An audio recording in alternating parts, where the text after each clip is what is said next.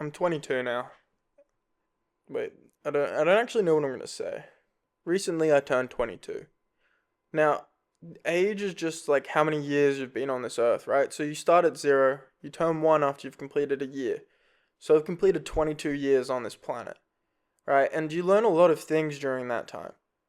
But the things that stick out the most are always interactions you have with others. I don't know if that's the same for everyone, but most of like my younger core memories are from interactions that I had with other people or interactions that I like just remember.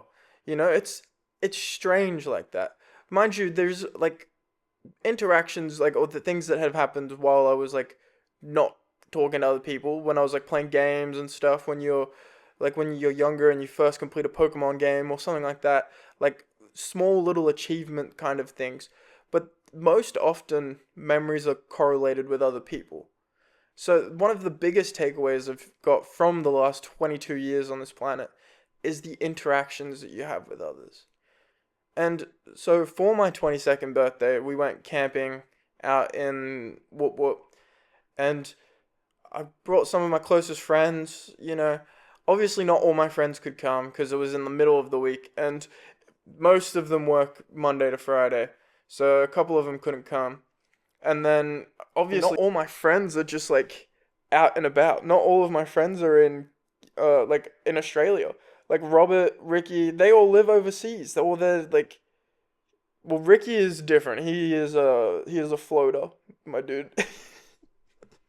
But yeah, like it's one of those things where you're just kind of like, okay, it's cool how many people I know and it's like cool that I have all these people I know but they can't come to like my every single thing because they've got their own shit going on. They've got their own lives to live, right? And it's sad, but it's also like it's cool in a way to be like, oh yeah, my friends have their own shit going on, which is so cool. Mind you, I think Robert would have 100% come if he could buy the plane ticket over. He'd love to be there, bro. But because he is way too far away to get here, yeah. I would have loved for Robert to come, bro. He'd love camping in Australia in the fucking 37-degree heat every day. Nah, it was painful, but it's not about like the weather and all that. Like we survived. We had fun. We drank our water. We drank our beer. It was a good time, right? It wasn't like a bad time. Like we had fun. It's one of those things where you're kind of like, yeah, so this is like a ritual for growing of age. It's an excuse to hang out with other people that you've met throughout your life, right? Like it's sad that not all the boys could come, but they've got their own shit going on. So it's no loss to me. And mind you, they might do something and I'll come to that. Like it's not worth feeling hurt that people can't show up to places. It's about like the memories that you make with them. Not everything can go perfect all the time, but my that trip was sick. It kind of brought me back. It was like it like hanging out with friends you've made along the way.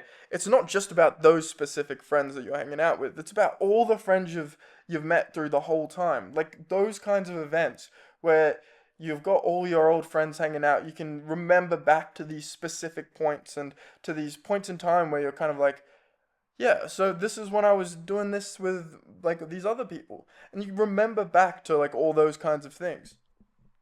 It's not just about the people you're with, it's about all the people you've ever met. And I think it's really important not even to like celebrate your birthdays, but rather to kind of like do something in order to remember like your last 22 years in my case or like just remembering moments from your life.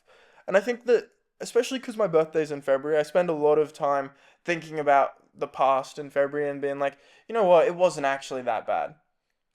And I'm like thinking about even in the future, I'm like, I probably won't even think that now is that bad. So for me, I really reminisce in February. I'm thinking about all my friends, my lost memories that aren't forgotten. Link over there in the corner. But yeah, it's just one of those things that as you get older, you kind of forget, right? You forget that you've done all of these things already. You forget that you've even like gone on these adventures. And I think that especially for me, I think I've done a lot more in my 22 years than a lot of other people my age specifically. Like, I'm not saying that I'm better than anyone else, but I'm saying that I took a lot of opportunities. I took a lot of gambles that a lot of people usually don't take. Most people aren't going to another country for a year when they're 17 or well 16 at the time even. And I applied when I was 15 and I was like, yeah, I can do this. And I wanted to do it at an even younger age, but it wasn't like I wasn't sure what I'd do. I was more planning on going over to America for basketball for 2 weeks. But then then I was like, okay, well I can't get enough money for that now. But I can go over to Taiwan for for a year if with the same amount of money and I have like 6 more months to save. So it all ended up working out. And then I even like stuff didn't work out doing what I wanted to do. And while I was like an apprentice electrician, right, my boss was very much like, if you don't want to do this, then you shouldn't do it. Like Cooper, you're like he would always be like, Cooper, you're a smart kid. If this isn't for you, then you shouldn't do it. And he was like, what do you want to do? And I'm like, the only thing at this point in time that I want to do is go to Japan. And he was like, well, just do it and figure out what happens next. And so that's exactly what I did.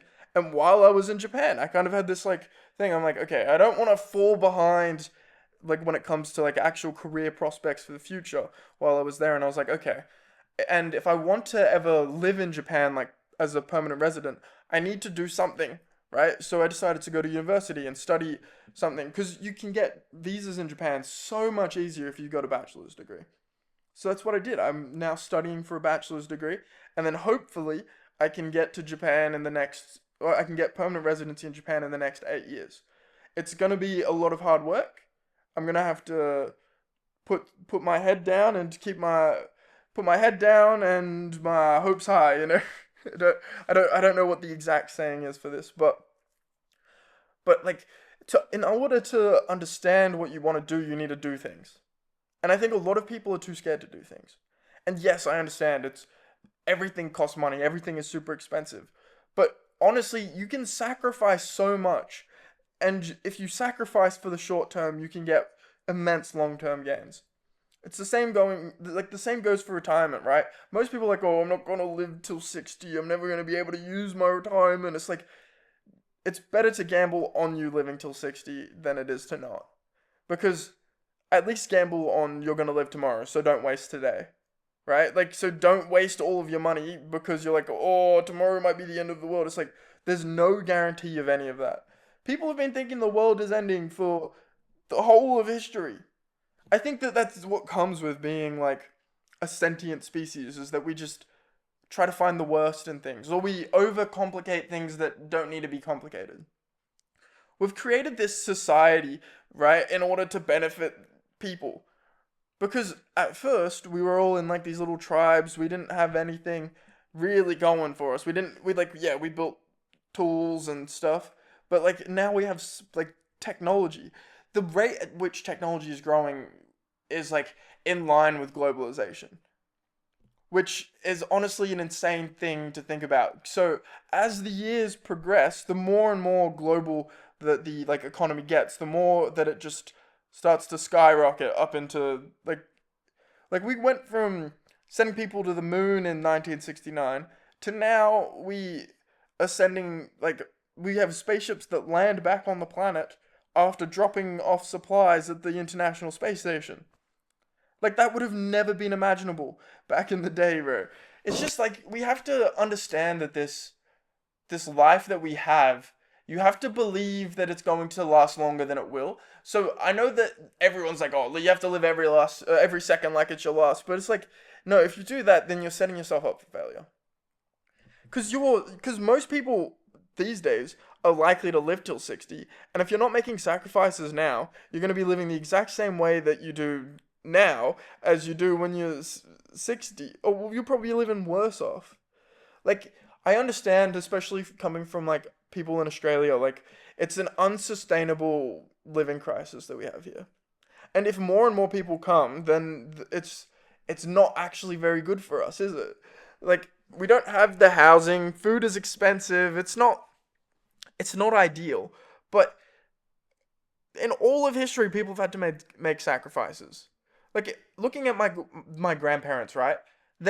My grandpa moved to Australia when he was 8 years old, fresh off the boat from the Netherlands, and like he built everything. He was working two jobs most of the time. He was working so hard to raise a family, have a nice house. Like, yes, it seems unreasonable, but they made sacrifices, and people these days aren't even willing to make these sacrifices. So, I don't really like I understand that people like, oh no, it's like, oh, it's too unsustainable, but there is definitely ways to make it sustainable. There is ways you can make it work. Don't go into like these stupid consumer debts. You can get another job if you want to do stuff like that. Just spend that income. It's like one of those things where I'm kind of like I'm on both sides of the argument. I'm like, yes, it's hard to find a job in Melbourne. It's hard to find a place to live in Melbourne. But it's not about that. It's about being willing to make sacrifices. Don't go out every single fucking night that you can.